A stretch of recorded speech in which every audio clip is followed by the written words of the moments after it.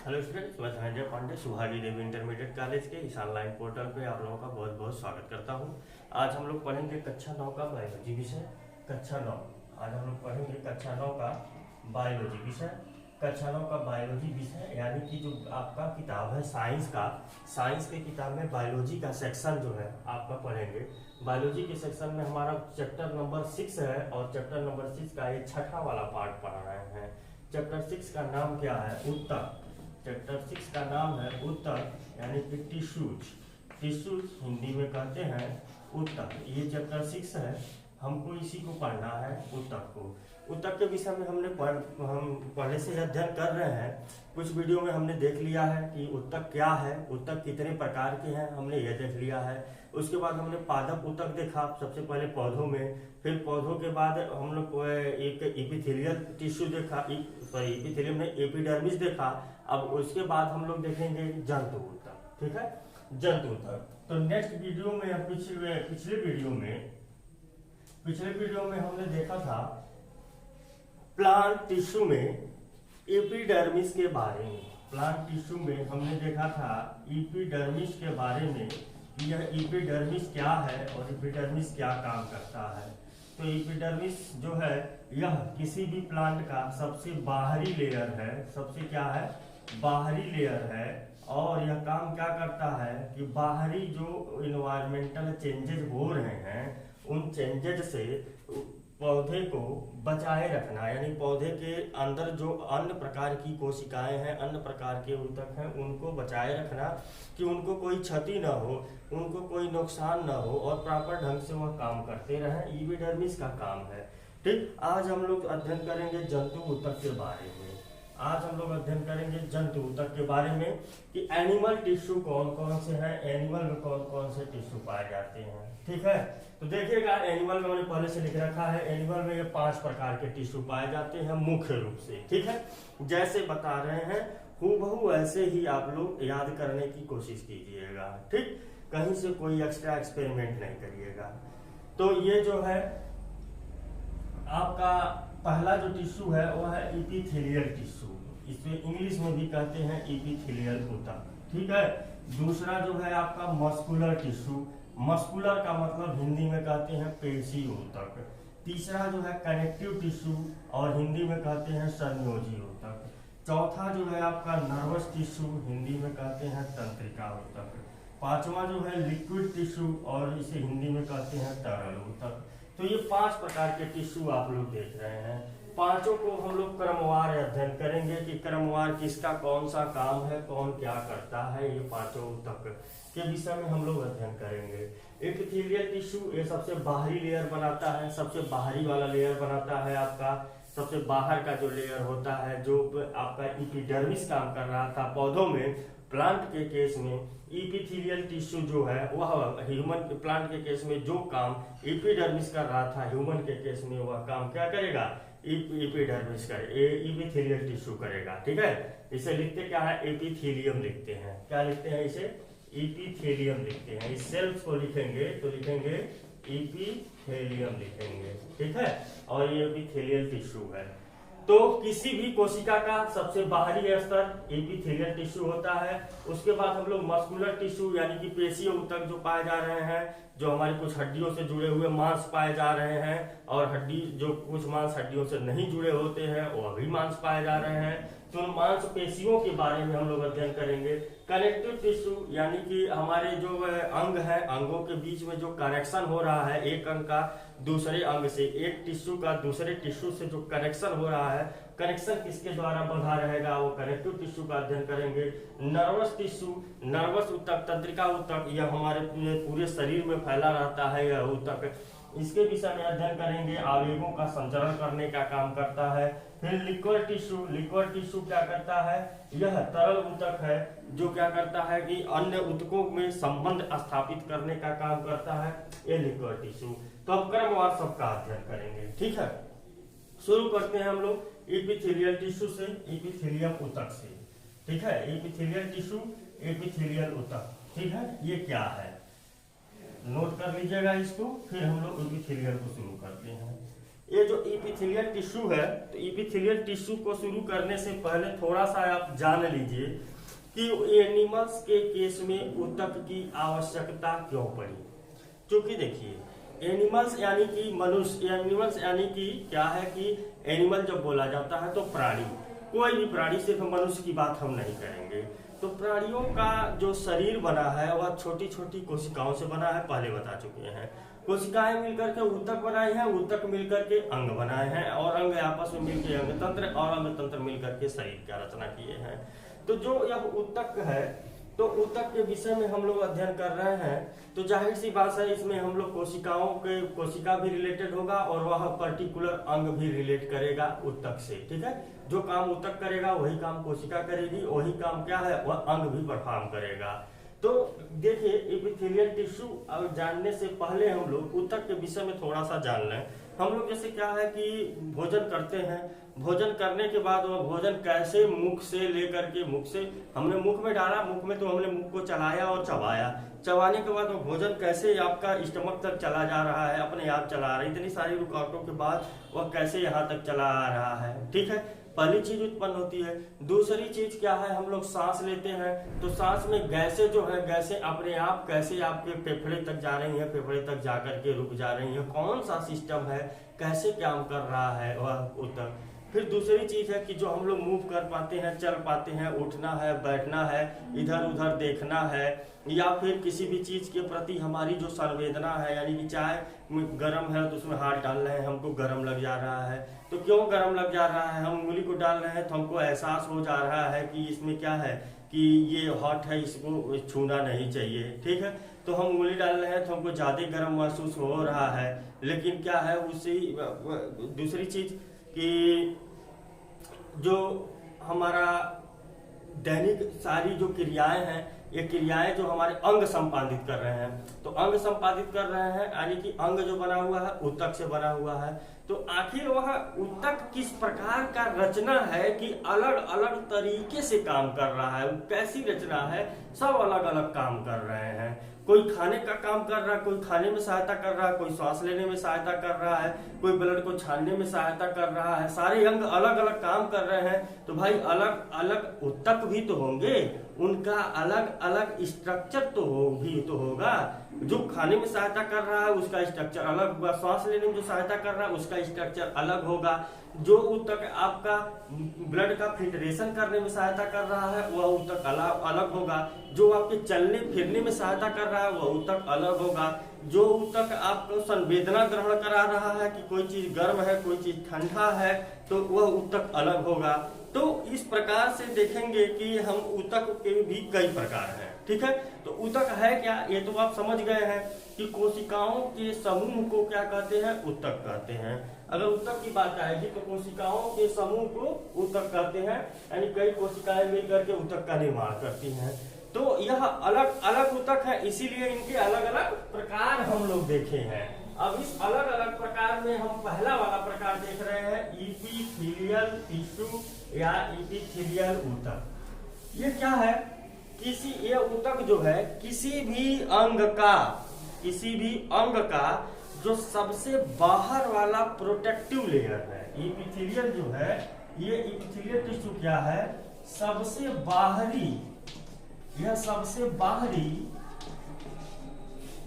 सुरक्षात्मक स्तर है। ठीक है, प्रोटेक्टिव लेयर है, ये सबसे बाहरी प्रोटेक्टिव लेयर है किसी भी अंग का। एपिथेलियल टिश्यू क्या है, किसी भी अंग का यह सबसे बाहरी सुरक्षात्मक स्तर है।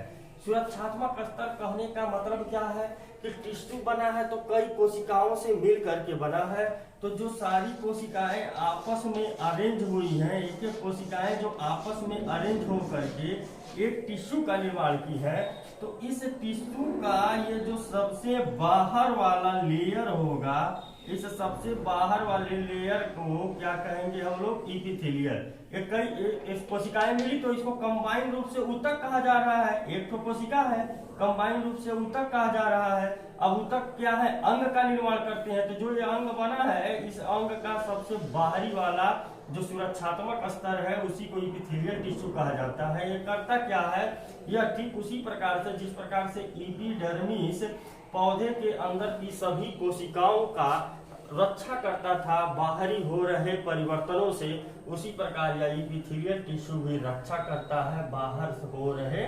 परिवर्तनों से। ठीक है, तो ये एपिथेलियल टिश्यू है, क्या है इसको समझ लिए। अब एपिथेलियल टिश्यू जो है यह सुरक्षा करने के आधार पर कई प्रकार का यह भी हो सकता है। क्यों?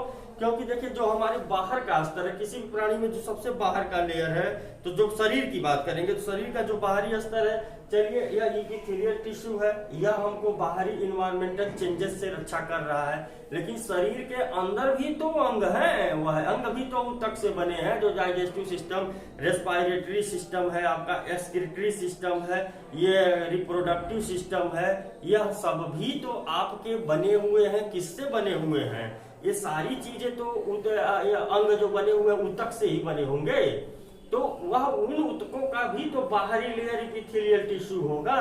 तो वो इस आधार पर एपिथेलियल टिश्यू के भी कई प्रकार होते हैं, एपिथेलियल टिश्यू के भी कई प्रकार हैं। ठीक है, तो देख लीजिए पूरा डिटेल में, यहाँ पर बहुत ज्यादा ब्रॉड में हम बताने की कोशिश नहीं कर रहे हैं, बहुत हल्के और शार्ट में हम आपको समझाने की कोशिश करेंगे। जितना बताएंगे उतना याद कर लीजिएगा।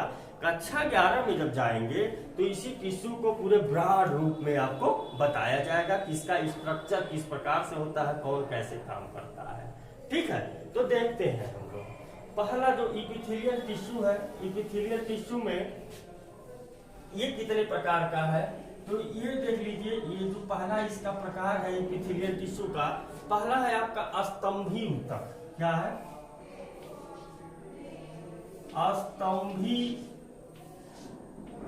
स्तंभी एपिथेलियल टिश्यू। तो स्तंभी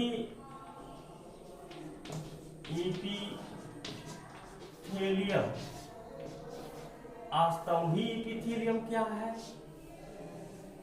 यह स्तंभी एपिथेलियम पाया जाता है कहाँ पे? यह स्तंभी एपिथेलियम आपका ये पाया जाता है आपका आहार नाल के विभिन्न भागों में। ये जो आपका आहार नाल, जो एलिमेंट्री कैनाल है, मुख से लेकर के आपका यहाँ तक गुदा द्वार तक, ये जो मुख से लेकर के गुदा तक जो आपका पूरा आहार नाल जा रहा है, एलिमेंट्री कैनाल, तो एलिमेंट्री कैनाल में कौन कौन से भाग आ जाएंगे? मुख आ जाएगा, इसोफेगस है, स्टमक है, पैंक्रियाज है, पैंक्रियाज के बाद स्टमक है, स्टमक में इंटेस्टाइन, इंटेस्टाइन में स्मॉल इंटेस्टाइन, फिर लार्ज इंटेस्टाइन।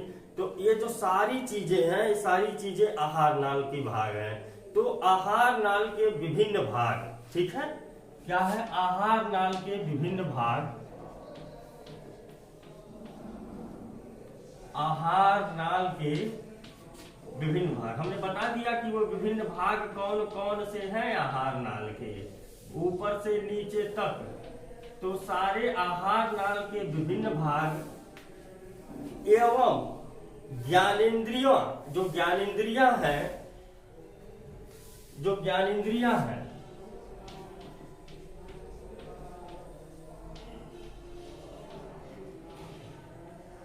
ज्ञानेंद्रियां हैं, आहार नाल के विभिन्न भाग एवं ज्ञानेंद्रियों में, क्या है? एवं ज्ञानेंद्रियों में पाया जाता है, ज्ञानेंद्रियों में पाया जाता है। ठीक है, तो आपको ज्ञानेंद्रियां कौन कौन सी हैं तो छोटे क्लासों में आपने पढ़ा होगा, जो ज्ञान देने का काम करती हैं। ज्ञानेंद्रियों को भी संवेदी या क्या संवेदी अंग भी कहते हैं, कंफ्यूज मत होइएगा। यहाँ पर हमने आपको क्या है कि संवेदी जो ऊतक है, अभी एपिथेलियल में आपको हम सेंसरी संवेदी ऊतक भी बताएंगे, ठीक।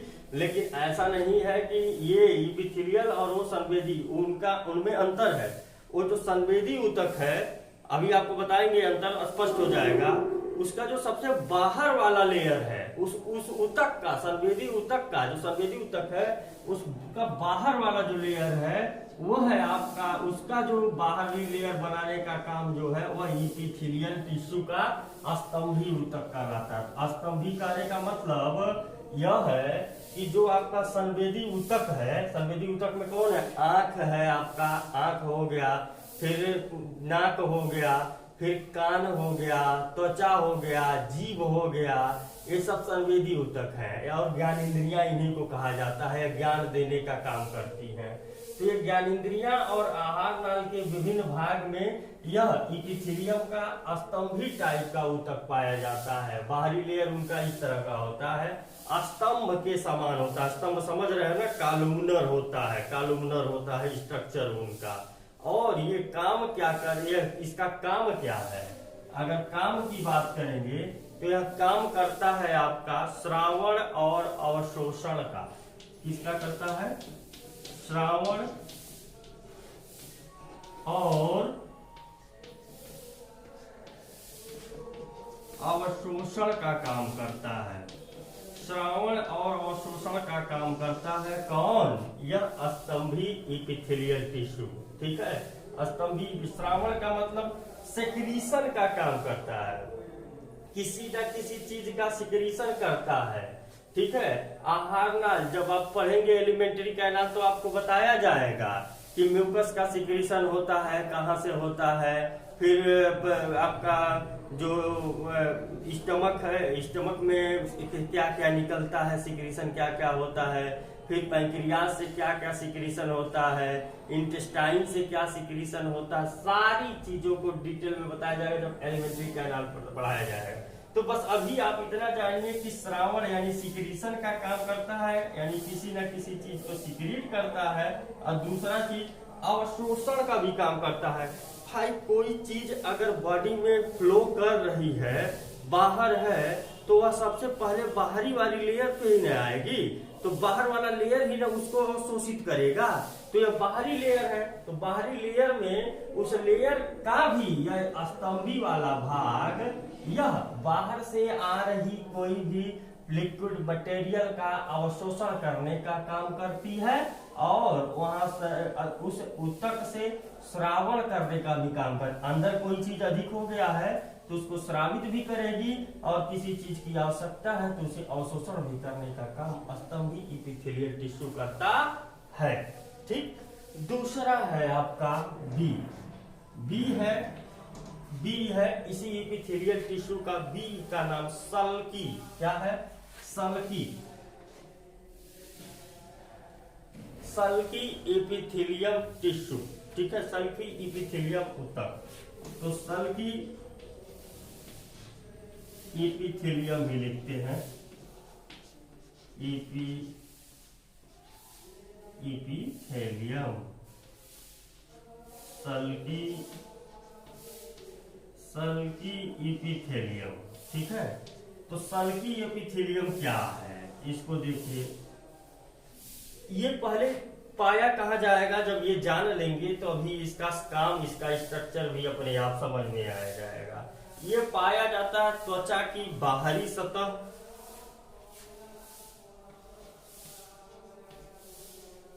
त्वचा की बाहरी सतह, त्वचा की बाहरी सतह में पाया जाता है रक्तवाहिनी,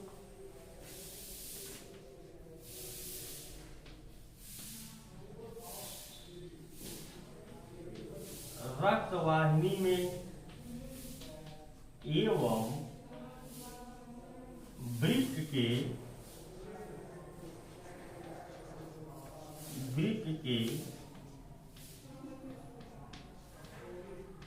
बोमेन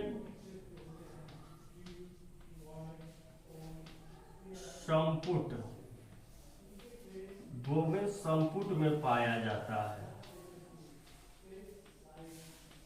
ठीक है, थ्योरेटिकल चैप्टर है, कोई टेक्निकल नहीं है, याद कर लीजिएगा।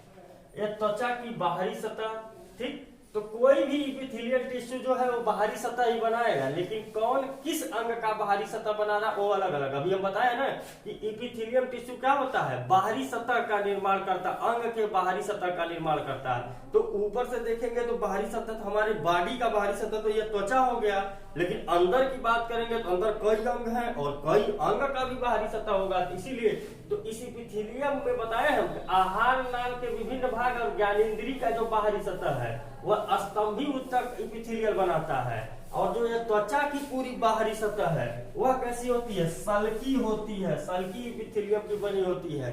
सल्की इपिथेलियम का स्ट्रक्चर कैसा होता है, यह बहुत ही पतला होता है और चपटा होता है। कैसा होता है, पतला होता है और चपटा होता है। यह पतला होता है और चपटा होता है, और सब एक के ऊपर एक ऐसे सजे रहते हैं, एक के ऊपर एक सजे हुए रहते हैं। ठीक है, बात समझ में आ रही है।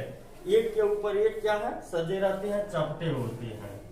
ठीक, उनको दोनों उत्तकों को साटने के लिए, दोनों दो कोशिकाओं को साटने के लिए बीच में कोई फ्लूइड नहीं पाई जाती है, बीच में कोई फ्लूइड नहीं पाई जाती, बाकी दोनों आपस में ऐसे लगे हुए रहते हैं, सब समझ लीजिए।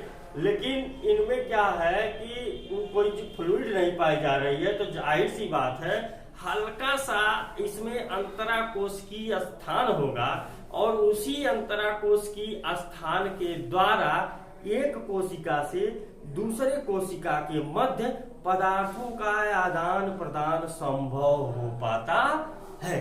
ठीक है, तो यह पतला है, चपटा है, यानी कि ऐसे एक के ऊपर एक ये ऐसे सजा रहता है, एक के ऊपर एक सजा रहेगा, लेकिन इनके बीच में क्या है, बहुत हल्का सा स्थान होता है। इनके बीच में कोई ग्लू नहीं पाया जाता है कि दोनों को ये क्या करे, सटा दे। ठीक है, तो ऐसे हल्का सा स्थान पाया जाता है। तो इनके मध्य जो कोशिकीय पदार्थों का आदान प्रदान होता है इसी अंतराकोशिकीय स्थान के द्वारा ही होता है। तो सल्की इपिथेलियम को देख लिए। नेक्स्ट है रोमान, मिटाते हैं, दो हो गया इपिथेलियम में। नेक्स्ट है सी,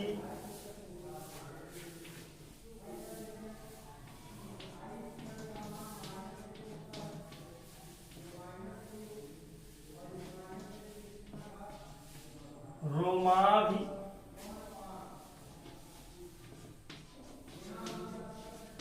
इपिथेलियम। रोमाभि इपिथेलियम नाम से स्पष्ट है रोम के तरह से होगा, नाम से स्पष्ट है यह रोम की तरह होगा। ठीक है, रोमाभि इपिथेलियम पाया कहाँ जाता है,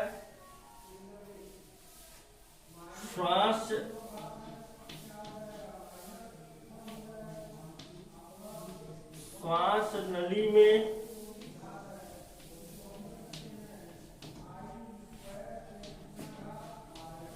अंडवाहिनी में,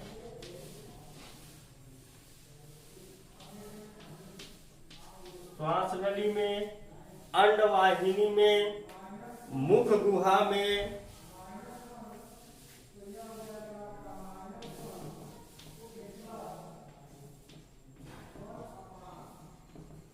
मुख गुहा में। तो कहाँ पाए जाते हैं, ये समझ में आएगा आपको। ये पाए जाते हैं श्वास नली में पाए जाएंगे, जो आप रेस्पिरेशन कर रहे हैं, गैस ले रहे हैं, श्वास नली में पाया जाएगा आपका रोमाभि इपिथेलियम। और अंडवाहिनी में पाया जाएगा, रिप्रोडक्टिव सिस्टम पढ़ेंगे तो वहां समझ में आएगा आपको। अंडवाहिनी क्या है, अंड का मतलब क्या है, अंडा, और वाहिनी का मतलब वाहन करना, अंडे को वाहन करने वाली जो नली है उसमें यह पाया जाएगा। ठीक, और मुख के गुहा में पाया जाएगा, जो माउथ कैविटी है आपकी, इसमें पाया जाएगा। नाम से स्पष्ट है ये कैसा है, रोमाभि है, यानी कि रोम के आकार का है, रोम के आकार का है। ठीक है, ये ऐसे रोम के आकार का है। रोम मतलब क्या, रोआ जिसे कहते हैं, रोआ, बाल, बाल मोटा हो गया, बाल से भी पतला रोआ होता है, इस तरीके से रोम के आकार का है। ये पाए जाने की खासियत क्या है, रोम के आकार का है तो ये हिलता रहेगा, ऐसे गति करता रहेगा, जहां रहेगा ऐसे हिलता रहेगा, गति करता रहेगा। तो इसके हिलने से, गति करने से होगा का कि जो आप गैसों को ले रहे हैं, श्वास नली में जो गैस आ रही है वह गैस क्या होगी कि अंदर की तरफ, इसकी गति करने से वह गैस अंदर की तरफ जाएगी। हमने पूछा, अभी कहा था ना पहले कि वह गैस कैसे अंदर जाएगी। तो यह जो रोमाभी इपिथीलियम पाया जा रहा है, इपिथीलियम का मतलब बाहरी स्तर, और बाहरी स्तर किस तरीके का है, रोम के आकार का बना हुआ है, रोम के आकार के कोशिकाओं के द्वारा बना हुआ है।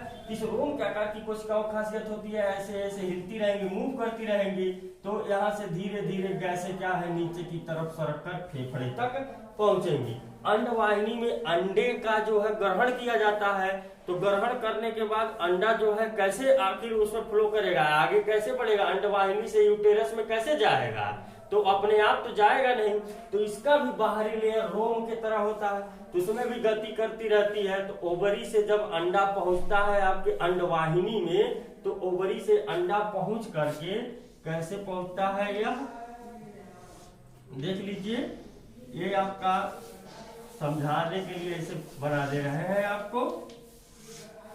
तो ये जो आपका है, यहाँ पर आपकी ओवरी है, और इस ओवरी में बनता क्या है आपका, यहाँ ओवरी पर बनता है अंडा बनता है, ठीक है, और यह अंडा पहुंचता है किसमें, आपके अंडवाहिनी में। तो यहाँ से लेकर के देखिए, यहाँ से लेकर के यहाँ तक ये अंडवाहिनी है, इसमें पहुंचता है। तो भाई यहाँ से बन करके जब अंडा जाएगा तो कैसे इसमें आगे बढ़ेगा, यहीं पर रह जाएगा, तो यह रह न जाए यहाँ पर, बल्कि गति करके इसको आना है कहाँ पे, यहाँ पर गर्भाशय में आना है, यहाँ पर डेवलपमेंट होगा एम्ब्रियो का। तो यह अंडा कैसे गति करेगा, स्पर्म जो जाएगा, स्पर्म भी इसी में जाएगा। तो स्पर्म के पास तो खुद पुच्छ युक्त होता है भाई, वो तो बताएंगे अभी जनन कोशिका में। तो यह कैसे गति करेगा, क्योंकि इसके पास कोई पुच्छ युक्त कोशिका नहीं, स्पर्म के पास पुच्छ युक्त है, पुच्छ युक्त है, तो पुच्छ के द्वारा गति करके आगे बढ़ता रहता है। अंडा कैसे गति करेगा, तो इसमें भी रोमा भी जो है इपिथेलियम ऊतक पाया जा रहा है, बाहर वाला रोम के तरफ। तो यह जब गति करेगा तो इसके गति करने से अंडा सरक सरक के आगे बढ़ता जाएगा, और यहाँ से स्पर्म से फ्यूज होकर के गर्भाशय में चला आएगा, ठीक है। तो यह समझ में आ गया, रोम के आकार का इपिथेलियल ऊतक है, और इस रोम के आकार के इपिथेलियल ऊतक के गति के कारण ही क्या है, गैसें, चाहे अंडवाहिनी में अंडा, मुख गुहा में भोजन, आगे की तरफ सरकता रहता है, ठीक है, नोट कर लीजिएगा। डी है आपका, डी क्या है आपका, नेक्स्ट डी यानी कि चौथा भाग क्या है, घनाकार। घनाकार यानी घन के आकार का ऊतक, घनाकार इपिथेलियम, इपिथेलियम, कहीं थेलियम लिखते हैं, कहीं थीलियम लिखते हैं, हिंदी के लिए कंफ्यूज मत होइएगा, मन करेगा तो थीलियम लिख लीजिएगा, मन करेगा थेलियम, दोनों गलत नहीं है। तो घनाकार, घन के आकार का, घन के आकार का होगा, ठीक है, ऐसे यह घन के आकार का होगा आपका घनाकार, ठीक है, इस प्रकार का ऊतक होगा यह घनाकार। तो एक घनाकार का मतलब ठोस, घन का मतलब क्या हो गया आपका, ठोस, एकदम ठोस ऊतक, यानी कि क्या है, यह पाया भी जाएगा तो किसी मजबूत अंगों में ही पाया जाएगा, जिस अंग को बहुत ज्यादा मजबूती की जरूरत होगी वहां पाया जाएगा यह घनाकार ऊतक। तो घनाकार ऊतक, घनाकार बनेगा कैसे, कोशिकाएं इस प्रकार से व्यवस्थित होंगी कि व्यवस्थित होकर के वह एक घन का आकार ले लेंगी, ठीक है। तो देखिए घनाकार ऊतक कहाँ पाया जाता है आपका, यह स्वेद ग्रंथियों में पाया जाता है। किसमें पाया जाता है, स्वेद,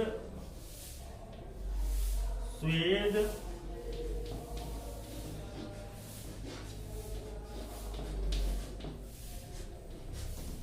स्वेद ग्रंथियों में पाया जाता है यह घनाकार ऊतक। स्वेद ग्रंथियों के अलावा जनन ग्रंथि, थायराइड, वृक्क नलिका, वृक्क नलिका, जनन ग्रंथि,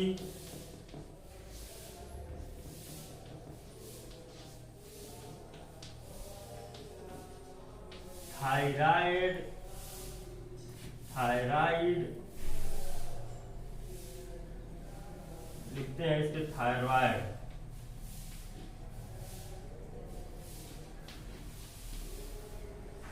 थायराइड में पाया जाता है। स्वेद ग्रंथि, स्वेद ग्रंथि में पाया जाता है, ठीक है, स्वेद ग्रंथियों में पाया जाता है, वृक्क नलिकाओं में पाया जाता है, और कहाँ पे पाया जाता है, जनन ग्रंथियों में, थायराइड में। देख रहे हैं ग्रंथि कहने का मतलब क्या है, ग्रंथि, ग्लैंड कहने का मतलब क्या है, ग्लैंड का मतलब होता है जहां से कुछ ना कुछ निकलता है, सिक्रीशन होता है, श्रावण होता है।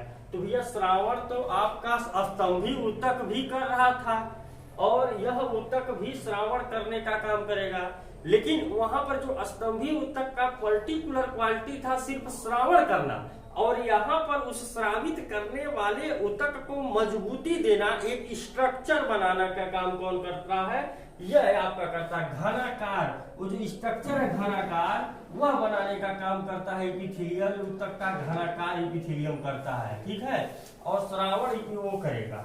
तो श्वेत ग्रंथि, ठीक है, जहां से पसीना निकलता है, आपका मिल्क निकलता है, ये श्वेत ग्रंथि।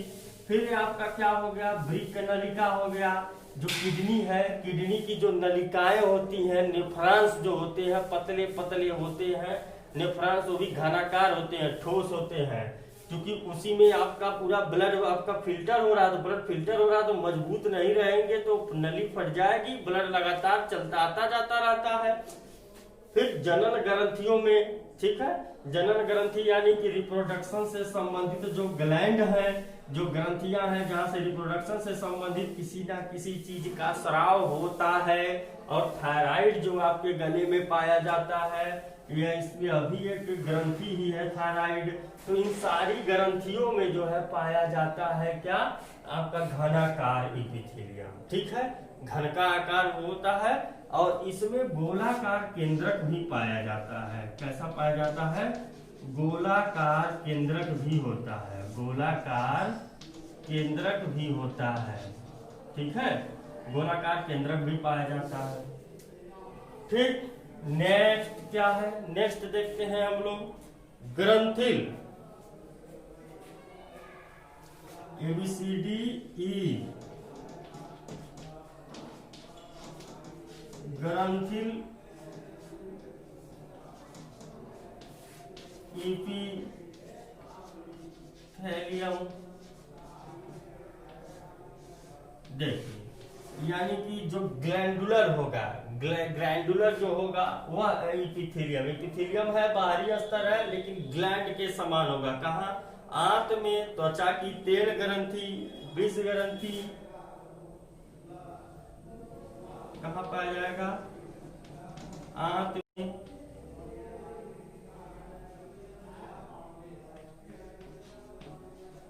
त्वचा की तेल ग्रंथि,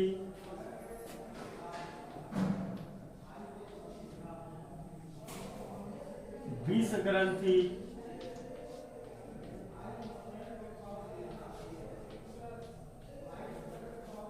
आंत में, त्वचा की तेल ग्रंथि, विष ग्रंथि, लार ग्रंथि,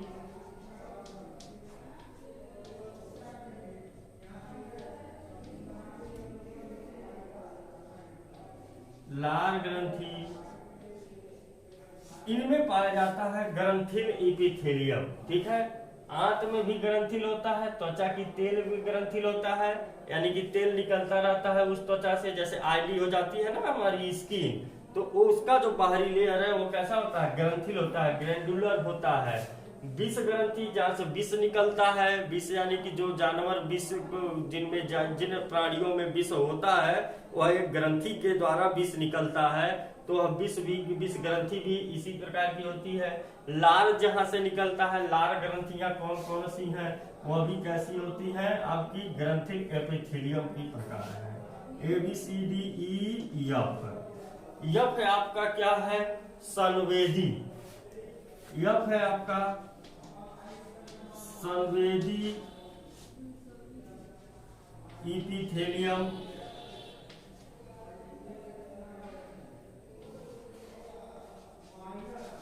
संवेदी एपिथेलियम है। संवेदी एपिथेलियम का मतलब क्या हो गया, इसमें तो कुछ बताना नहीं है।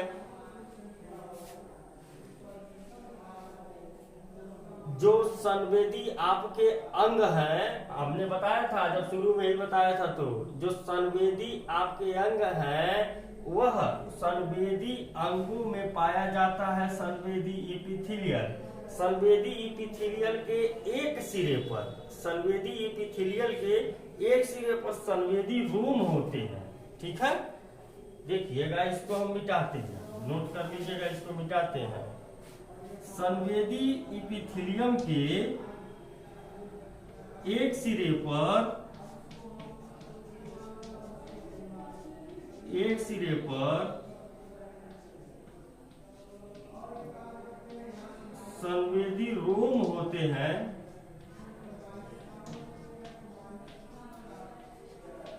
तथा दूसरे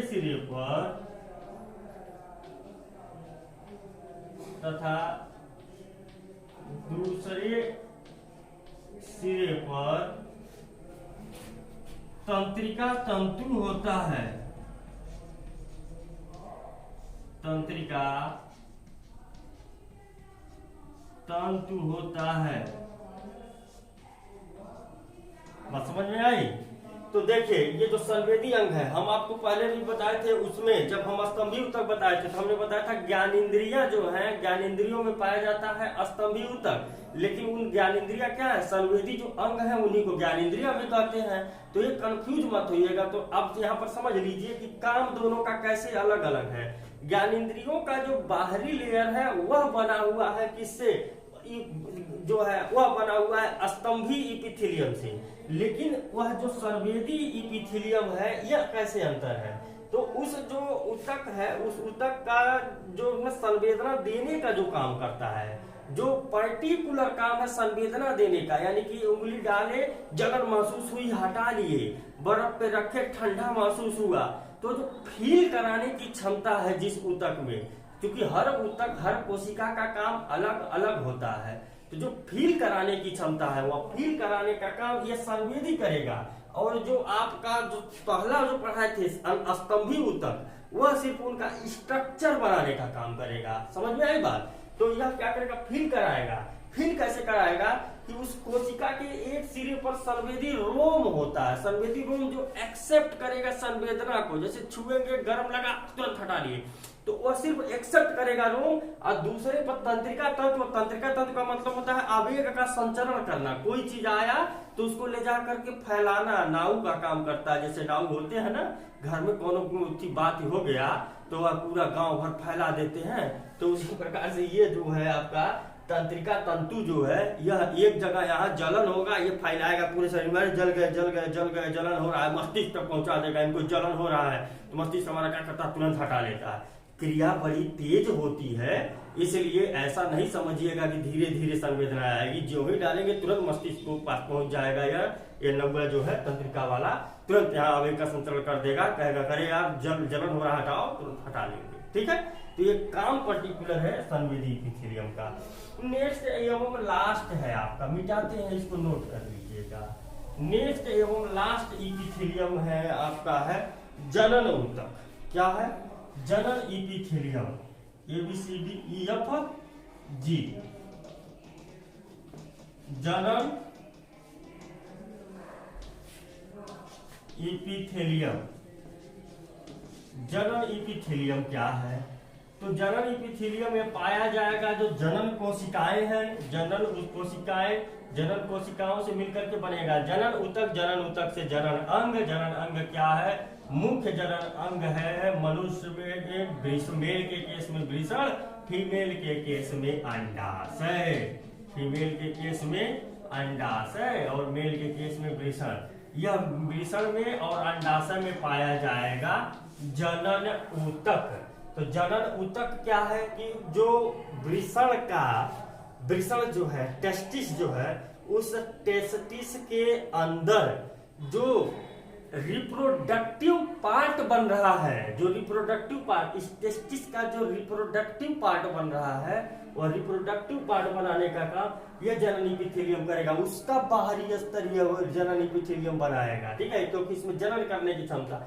अंडाशय, अंडाशय का जो बाहरी पार्ट है वह आपका जनन इपिथेलियम बनाने का जनन इपिथेलियम बनाएगा। ठीक है, तो अंडाशय के केस में सबसे पहले कहा जाता था कि अंडाशय का जो बाहर वाला लेयर है वह जनन इपिथेलियम को मिटाते हैं इसको।